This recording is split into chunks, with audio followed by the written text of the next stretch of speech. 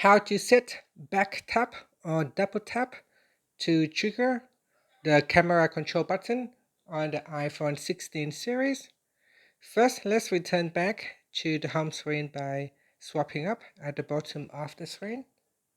And from the home screen, tap on Settings. Now in the Settings page, we scroll down and tap on Accessibility.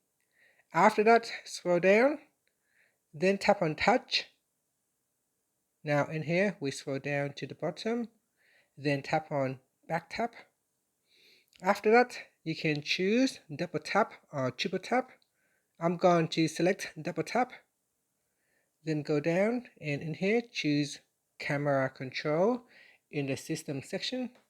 And that's it. So now you have set double tap to open camera control.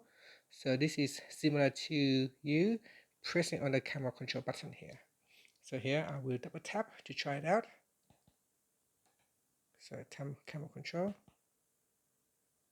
In here you can see it's very similar to me pressing on the camera control button.